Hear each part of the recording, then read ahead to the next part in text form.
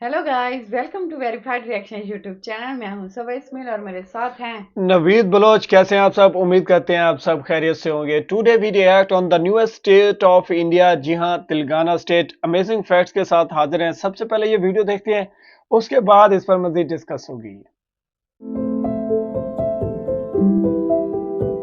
शुभाकांक्ष चालू तेलंगाना वासियों, कैसे हैं आप सब? Welcome to our channel Travelopedia. दोस्तों, आज हम बात करेंगे एक ऐसे राज्य के बारे में जिसका आज से 10 साल पहले तक कोई अस्तित्व ही नहीं था। इस राज्य को तेलुगु भाषा का आंगन कहा जाता है। ये एक ऐसा राज्य है जो बसा है प्रकृति की गोद में, और इस राज्य को जाना जाता है भारत के लिए चावल के कटोरे के नाम से। जी हाँ, यहाँ के खान पान में आपको मुगल कालीन झलक देखने को मिलेगी। भारत को सबसे ज्यादा राष्ट्रपति किसने दिए हैं? इसी राज्य ने दिए हैं। ये एक ऐसा राज्य है जो IT के क्षेत्र के लिए पूरी दुनिया में जाना जाता है। आधुनिकता के साथ साथ ये राज्य अपनी संस्कृति को पूरी तरह से जीवंत किए हुए है। इसी राज्य में है 800 साल पुराना मंदिर जो अभी भी मजबूती से खड़ा है। इतना ही नहीं, कोहिनूर हीरा भी सबसे पहले इसी राज्य के खदान से निकला था। तो दोस्तों, आज की इस वीडियो में हम बात करने वाले हैं भारत के सबसे खूबसूरत राज्य तेलंगाना के बारे में। यस, चलिए दोस्तों, एक साथ चलते हैं खूबसूरत राज्य तेलंगाना के सफर पर। हाँ, वीडियो में आगे बढ़ने से पहले यार चैनल को सब्सक्राइब कर दो और बेल आइकन भी दबा ही देना। दोस्तों, तेलंगाना के क्षेत्रफल की बात की जाए तो ये भारत के राज्यों में 12वें नंबर पर आता है। राज्य की सीमा देश के 5 राज्यों आंध्र प्रदेश, कर्नाटक, महाराष्ट्र, उड़ीसा, छत्तीसगढ़ की सीमा से लगती है। राज्य में बहने वाली तेलंगाना की प्रमुख नदियों में कृष्णा, गोदावरी, तुंगभद्रा, मूसी, प्रणहिता और भीमा शामिल है। गोदावरी नदी को दक्षिण भारत में पवित्र नदी माना जाता है और इसे दक्षिण की गंगा भी कहा जाता है। तेलंगाना कई तरह के प्राकृतिक सौंदर्य से भरा हुआ है, जिसका लुत्फ उठाने के लिए हर साल लाखों की तादाद में यहाँ पर लोग घूमने के लिए आते हैं। दोस्तों, हैदराबाद तेलंगाना की राजधानी है, जिसे मोतियों का शहर भी कहा जाता है। 2010 के अनुसार ये भारत का 6वां सबसे अधिक आबादी वाला शहर है। हैदराबाद की खूबसूरती चारों तरफ खड़ी पहाड़ियों और उनके बीचों बीच बहती मूसा नदी में देखी जा सकती है। पर्यटकों के लिए हैदराबाद एक खास जगह है। ये शहर अपने आप में तमाम रंगों को समेटे हुए। अगर आप इस शहर में घूमने जाओगे ना, तो यहाँ आपको देखने के लिए बहुत कुछ मिलेगा, जैसे कि हेरिटेज स्मारक, खूबसूरत झील और पार्क, उद्यान, रिसोर्ट्स आदि। यार बहुत सारी चीजें। इसके अलावा स्वादिष्ट व्यंजन और सुखद खरीदारी का अनुभव भी आपको यहाँ पे मिलेगा। यहाँ अनोखे पुराने बाजार के साथ साथ शॉपिंग का शौक रखने वालों के लिए कई मॉल भी है। हैदराबाद में स्थित गोलकुंडा जाना जाता है हीरे की खदान के लिए। कोहिनूर को दुनिया का सबसे कीमती हीरा माना जाता है। लेकिन क्या आपको पता है कि ये हीरा सबसे पहले कहाँ मिला था? तो दोस्तों, आपको बता दूं कि हमारा कोहिनूर जो आज ब्रिटिशर्स के पास में है, वो हैदराबाद के गोलकुंडा से ही मिला था। हैदराबाद के पश्चिमी भाग में स्थित है गोलकुंडा फोर्ट। यहाँ के सबसे अच्छे संरक्षित स्मारकों में से एक है। इस किले का निर्माण 1600 के दशक में पूरा किया गया था। गोलकुंडा फोर्ट की संरचना लगभग 400 फीट की है और ये पर्यटकों और इतिहासकारों के बीच में बहुत ही ज्यादा प्रमुख आकर्षण का केंद्र है। 11 किलोमीटर के एरिया में फैले इस किले को मजबूत ग्रेनाइट दीवार किले को चारों ओर से घेरे हुए है। इसमें 8 प्रवेश द्वार हैं। इस किले की खासियत यह है कि यहाँ के मुख्य प्रवेश द्वार पर गुम्बद के नीचे खड़े होकर ताली बजाने से उसकी आवाज को किले के सबसे ऊपरी हिस्से तक सुना जा सकता है। बड़ी कमाल की बात है ना दोस्तों। तेलंगाना की राजभाषा है तेलुगु और उर्दू। यहाँ की ज्यादा से ज्यादा आबादी तेलुगु भाषा ही बोलती है और उर्दू बोलने वालों की संख्या दूसरे नंबर पर आती है। इसके अलावा यहाँ अंग्रेजी, हिंदी, कन्नड़ और उड़िया भी बोली जाती है। 1948 से पहले हैदराबाद की आधिकारिक भाषा उर्दू ही थी, मगर जब हैदराबाद को भारत में शामिल कर लिया गया, तब तेलुगु को राज्य की आधिकारिक भाषा बना दिया गया। अगर इस राज्य की जनसंख्या की बात करें तो यहाँ की आबादी करीबन 4 करोड़ के आसपास है और आबादी के लिहाज से ये भारत का 12वां सबसे बड़ा राज्य है। राज्य में कुल आबादी का 84% हिंदू, 12.4% मुस्लिम और 3.2% सिख और ईसाई और अन्य धर्म के अनुयायी रहते हैं। तेलंगाना की अर्थव्यवस्था खेती पर निर्भर करती है दोस्तों। चावल की खेती यहाँ सबसे ज्यादा होती है और इसके अलावा यहाँ पर मक्का, ज्वार, तिल, गन्ना, कपास, मूंगफली, सोयाबीन और तंबाकू की खेती भी की जाती है। साथ ही साथ आपको बता दें कि IT सेक्टर में ये राज्य भारत में ना अहम स्थान रखता है। इस राज्य में बड़े बड़े IT कंपनी ने अपने ऑफिसेस और हेडक्वार्टर्स स्थापित किए हुए हैं। अब अगर बात आती है खाने पीने की यार, तो तेलंगाना के लोगों का मुख्य भोजन चावल ही है। यहाँ चावल को कढ़ी और अन्य सब्जी के साथ में खाया जाता है। तेलंगाना में लंबे समय तक निजामों ने राज किया, जो तेलंगाना के खान पान में इसका साफ असर पता चलता है। यहाँ के पकवानों में आपको मुगलई झलक देखने और चखने को मिलेगी। यहाँ के पॉपुलर डिशेस में नारियल, इमली, मक्का, मूंगफली और गन्ना का सबसे ज्यादा इस्तेमाल किया जाता है। तेलंगाना के प्रमुख भोजन में हैदराबादी बिरयानी तो काफी लोकप्रिय है। आपने भी अपने एरिया में कहीं न कहीं जरूर चखी या सुनी तो होगी यार कि हैदराबादी बिरयानी यहाँ मिलती है। दोस्तों, जैसा कि हम जानते हैं तेलंगाना में सबसे ज्यादा हिंदू आबादी है। यहाँ आषाढ़ के महीने में बोनालू नाम के त्योहार को बड़ी ही धूमधाम के साथ में मनाया जाता है। इस त्योहार में देवी काली की पूजा की जाती है। इसके अलावा यहाँ संक्रांति, महाशिवरात्रि, दीपावली, ईद, मुहर्रम, क्रिसमस भी बड़े ही धूमधाम से मनाया जाता है। तेलंगाना राज्य के इतिहास की बात करें तो आपको बता दें कि पहले तेलंगाना आंध्र प्रदेश का हिस्सा हुआ करता था। भारत को आजादी मिलने से पहले तेलंगाना हैदराबाद का हिस्सा हुआ करता था और इस पर निजाम का शासन था। तेलंगाना को अलग राज्य बनाने के लिए सन 1969 के समय से ही शुरुआत कर दी गई थी। जैसे जैसे साल बीतते गए, साथ ही साथ तेलंगाना को राज्य बनाने की मांग और जोर पकड़ती रही। इसके लिए कई बड़े बड़े आंदोलन किए गए और बाद में जाकर भारत सरकार को रियलाइज हुआ कि हाँ यार, बना देना चाहिए। और बाद में जाकर भारत सरकार ने 9 दिसंबर 2009 को ऑफिशियली रूप से तेलंगाना को एक अलग राज्य घोषित कर दिया। लेकिन सरकार की इस घोषणा को सुनने के बाद तेलंगाना के प्रदेश में कई जगहों पर हिंसा हुई। लेकिन इस बढ़ती हुई हिंसा को ध्यान में रखते हुए दिसंबर 2009 में भारत सरकार ने इस मुद्दे को आगे बढ़ाने की कोशिश नहीं की और उसे वहीं पर रहने दिया। मगर तेलंगाना राज्य को लेकर तेलंगाना के अन्य प्रदेशों में आंदोलन लगातार चलते रहे, जो रुकने का नाम ही नहीं ले रहे थे। लेकिन जब 30 जुलाई 2013 को कांग्रेस सरकार ने जब तेलंगाना राज्य बनाने की एक और घोषणा की तो ये आंदोलन और भी उग्र होता गया और इस तरह की घोषणा करने के बाद अगले 10 सालों तक हैदराबाद को तेलंगाना और आंध्र प्रदेश की राजधानी बनाने का फैसला किया गया। सरकार के इस फैसले को केंद्रीय मंत्रिमंडल ने मंजूरी दे दी और 2 जून 2014 को भारत का 29वां राज्य तेलंगाना का निर्माण किया गया। दोस्तों, आपको जानकारी के लिए बताते चलूं कि इस राज्य पर हिंदू राजाओं के साथ साथ मुस्लिम राजाओं ने भी काफी लंबे समय तक राज किया। इस कारण तेलंगाना में मिश्रित संस्कृति देखने को मिलती है। तेलंगाना में मनाए जाने वाले उत्सव, नृत्य, खान पान और वेशभूषा से यहाँ की संस्कृति को नजदीक से समझा जा सकता है। तेलंगाना की संस्कृति में आपको फारसी हो गया, मुगल हो गया, कुतुबशाही और निजाम की परंपरा का मिश्रण देखने को मिलता है। यहाँ पर कई तरह के शास्त्रीय संगीत, पेंटिंग, लोक नृत्य, कठपुतली का शो भी होता है, गुस्ती नृत्य और कोलातम देखने को मिलता है। सारी चीजें अपने आप में बहुत ही खास हैं। यहाँ के लोक नृत्य में पोरिनी शिव तांडवम का नाम आता है। तेलंगाना में एक और खूबसूरत शहर है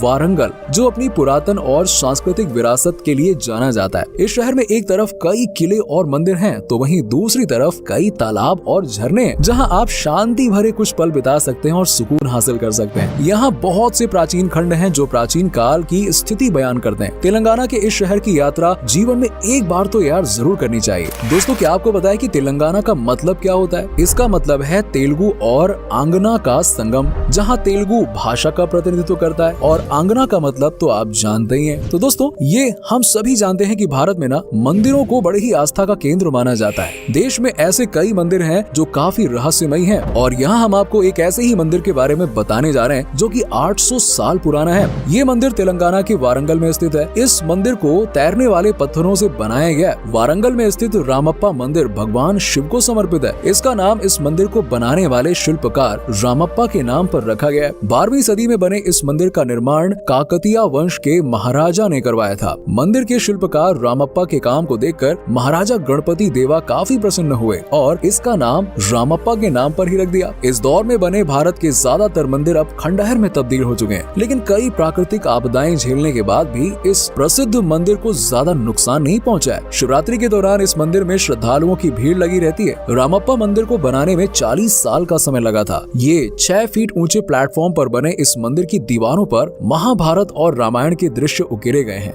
मंदिर में भगवान शिव के वाहन नंदी की भी एक मूर्ति है जिसकी ऊंचाई 9 फीट है। दोस्तों, कुंताला वाटरफॉल्स तेलंगाना की सबसे सुंदर और बड़ी झीलों में से एक माना जाता है। पर्यटन की दृष्टि से भी ये पहले स्थान पर माना जाता है। कुंताला जलप्रपात तेलंगाना राज्य में 200 फीट की ऊंचाई वाला सबसे ऊंचा झरना है। अगर आप तेलंगाना घूमने के लिए जाने का प्लान कर रहे हैं ना, तो यार इस झरने की खूबसूरती आपके ट्रिप को और भी कमाल का बनाने वाली है। दोस्तों, आपने अक्सर इंसानों को दवा की बोतलें चढ़ते हुए अस्पताल में देखा होगा, लेकिन आज हम आपको बताने जा रहे हैं एक ऐसे पेड़ के बारे में जिसको बचाने के लिए बोतलें चढ़ाई जाती हैं। जी हाँ, ये पेड़ स्थित है तेलंगाना के महबूब नगर जिले में। ये बरगद का पेड़ पिछले करीबन 700 सालों से अपना अस्तित्व बचाए रखे हुए पिल्ला मर्री में स्थित ये पेड़ दुनिया का दूसरा सबसे पुराना पेड़ है। लेकिन सैकड़ों साल पुराने इस पेड़ का अस्तित्व अब खत्म होने की कगार पर आ चुका है, जिसके बाद इसे सलाइन ड्रिप चढ़ाकर बचाने की कोशिश की जा रही है। बरसों पुराने इस पेड़ पर दीमक का प्रकोप बढ़ जाने के कारण इसके कुछ हिस्से ना खोखले हो गए। शुरू में इसे बचाने के लिए इसके तने में केमिकल्स डाला गया, लेकिन ये तरीका नाकामयाब रहा। बाद में वन विभाग ने तय किया कि जैसे अस्पताल में मरीजों को सलाइन में दवा मिलाकर बूंद बूंद चढ़ाई जाती है, वैसे ही पेड़ में बूंद बूंद करके सलाइन की बोतल से केमिकल चढ़ाया जाए। क्या आपको पता है कि भारतीय राष्ट्रीय ध्वज के डिजाइनर पिंगली वेंकैया तेलंगाना के रहने वाले थे? अगर इस राज्य की फेमस पर्सनालिटी की बात की जाए ना, तो सानिया मिर्जा, तबला वादक जाकिर हुसैन, पीवी सिंधु, रानी रुद्रमा देवी का नाम तो आपने सुना ही होगा। तेलंगाना राज्य की वेशभूषा की बात की जाए तो यहाँ की महिलाएं साड़ी पहनती हैं। साड़ी तेलंगाना की पारंपरिक वेशभूषा में शामिल है। वहीं लड़कियां कुर्ती और सलवार पहनती हैं और यहाँ के पुरुष कुर्ता पैजामा, पैंट शर्ट और जीन्स पहनते हैं। तो दोस्तों, ये था बहुत ही खूबसूरत राज्य तेलंगाना और उम्मीद करते हैं कि आपको हमारा ये एपिसोड काफी पसंद आया होगा। नवीद, बहुत ही इंफॉर्मेटिव वीडियो थी, देखकर बहुत मजा आया। और तेलंगाना स्टेट इतना जल्दी डेवलप कर रहा है, माशाल्लाह, क्या ही बात है। हाँ, ऐसे ही है। देखिए, यहाँ पर ना सबसे पहले जो बात स्टार्ट होती है वो ये है कि ये न्यूएस्ट स्टेट ऑफ इंडिया है। इंडिया ने खुद बनाया है 2009 में, ठीक है, दिसंबर 2009 जिस तरह बताया गया। तो मतलब अभी 10-12 साल हुए हैं, ठीक है, 13 साल होने वाले हैं तकरीबन। तो इन 13 सालों में जो तेलंगाना स्टेट की डेवलपमेंट है ना यार, ये बहुत हैरान कुन है, ठीक है। बहुत बेहतरीन, बहुत आउटस्टैंडिंग, माइंड ब्लोइंग तरीके से मैं कहता हूँ। हैदराबाद क्योंकि कैपिटल है तेलंगाना स्टेट का, और हैदराबाद एक ऐसा चमकता दमकता शहर है, ठीक। तो बड़ा हम हैरान हुए कि दुबई, शंघाई, जापान और ऐसी डेवलप जो सिटीज हैं उनके बराबर के व्यूज आ रहे थे रात के वक्त। और मैं कहता हूँ वाकई माशाल्लाह, बहुत आला, क्या ही बात है। दिल देखकर खुश हो रहा था कि यार इंडिया सिर्फ ऐसे नहीं कह रहा कि इंडिया जो है एक बेहतरीन इंफ्रास्ट्रक्चर रखता है। इंडिया में नजर भी आ रहा है कि एक बेहतरीन इंफ्रास्ट्रक्चर है। और इंफ्रास्ट्रक्चर से अगर तेलंगाना स्टेट को जिस तरह हम एक्सप्लोर करने लगे हैं, हम इनके टॉप 5 सिटीज को भी आपके साथ एक्सप्लोर करेंगे और देखेंगे कि जिस तरह इस वीडियो में बताया गया तेलंगाना स्टेट के बारे में, ठीक है, और सिटीज के बारे में और उनके विजिटिंग प्लेस के बारे में। यकीन माने इसमें सबसे पहले तो मैं इस बात तक की ये बात वाकई ठीक है, इंडिया अपने जो हिस्टोरिकल प्लेसेस हैं इनकी रेनोवेशन और इनकी जो केयर है बहुत अच्छे तरीके से करता है। देखे ना, 800 साल पुराना मंदिर जो है तेलंगाना के अंदर, वारंगला सिटी के अंदर मौजूद है, ठीक है। और तैरते पत्थरों के साथ, तैरते पत्थरों के बारे में आपको कुछ पता है? ठीक है, ये वो मुकद्दस पत्थर होते हैं जिनका यानी कि बहुत सी हॉली बुक्स में भी इनका जिक्र आया है कि ये ऐसे पत्थर हैं जो पानी में डूबते नहीं है। आप आम रूटीन में कोई पत्थर पानी में फेंकेंगे तो डूब जाएगा। तैरते पत्थर वो होते हैं जो पानी में नहीं डूबते, ये मुकद्दस होते हैं, बहुत मुकद्दस। और उनसे ये जो है मंदिर बनाया गया है और 800 साल से ये अपनी यानी एक बेहतरीन उसके साथ जो रूहानियत के साथ, अकीदत के साथ आज भी मौजूद है, ठीक है, तेलंगाना स्टेट में। और तेलंगाना क्योंकि वैसे तो ओवरऑल इसमें कोई शक नहीं, इंडिया की ज़्यादा आबादी हिंदू है, ठीक है। मंदिर यूँ समझे उनकी एक पाक मकाम है उनका, वहाँ पे वो लोग आते जाते हैं। तो ये मतलब एक बात तो यहाँ पे मैं इस अंदाज से कहूँगा, तेलंगाना स्टेट की जहाँ आईटी की बात की गई, ठीक है, आईटी में तेलंगाना एक बेहतरीन मकाम रखता है। और रखता क्यों है, आप हैदराबाद को देखें, ठीक है, इतनी मल्टीनेशनल कंपनीज आईटी से रिलेटेड वहाँ पे अपने हेड ऑफिस बना चुकी हैं, ठीक है। तेलंगाना विजिटिंग प्लेसेस की बात की गई, जिस अंदाज से तेलंगाना विजिटिंग प्लेसेस में वीडियो में जिस तरह देखा जा रहा था, ठीक है, तेलंगाना भी जिस तरह पूरा इंडिया कुदरती वसाइल से, कुदरती जो खूबसूरती है उससे माला माल है, तेलंगाना भी माला माल है। हैदराबाद में जो व्यूज़ हैं वो उनके अंदर भी कुदरती खूबसूरती पाई जाती है। और जो हिस्टोरिकल प्लेसेस हैं वही बात है, एक बेहतरीन रेनोवेशन के साथ रखे हुए हैं। और टूरिस्ट जो हैं वैसे भी ओवरऑल पूरे इंडिया में टूरिस्ट जो है बहुत आते हैं। और तेलंगाना जो यूँ समझे जो नहीं जाता ना, उसका ट्रिप अधूरा रहने वाला है। तो तेलंगाना एक बेहतरीन स्टेट है। यकीन माने जो तेलंगाना में रहते हैं वो भी खुशकिस्मत हैं कि वो अपने स्टेट्स में जहाँ नज़दीकी सिटीज़ में जाएं, उनके पास इतनी चॉइसेस हैं कि वो घूम फिर सकते हैं। एज अ पाकिस्तानी अगर मैं यहाँ अगर हम बात करें तो हमें अगर घूमने फिरने कहीं जाना हो, जैसे कि मरी या पहाड़ी या हिली एरियाज में, तो काफ़ी सफ़र तय करना पड़ता है, 1-2 दिन भी लग सकते हैं। तो इंडिया के अंदर जो है ना खूबसूरती और कुदरती वसाइल इतने एक-दूसरे के करीब-करीब हैं। तकरीबन जितने भी इंडिया के स्टेट हैं, सारे कुदरती खूबसूरती से जो है ना माला-माल हैं, ठीक है? अगर आप समझते हैं कि तेलंगाना स्टेट्स के हवाले से अगर कोई चीज़ हमें मज़ीद जानने की ज़रूरत है या उस पे रिएक्ट करने की ज़रूरत है, अगर आप तेलंगाना से हैं या आप तेलंगाना विज़िट कर चुके हैं, तो हमें फीडबैक में सजेशन ज़रूर दे सकते हैं। और उम्मीद करते हैं आज का हमारा रिएक्ट आपको बहुत पसंद आया होगा। अगर कोई इख्तिलाफ राय रखते हैं तो कमेंट सेक्शन में हमें कमेंट्स करके जरूर बताया करें। हमें सपोर्ट करने के लिए हमारी वीडियो को लाइक करें, चैनल को सब्सक्राइब करें। मिलते हैं एक नई वीडियो के साथ, तब तक के लिए गुड बाय।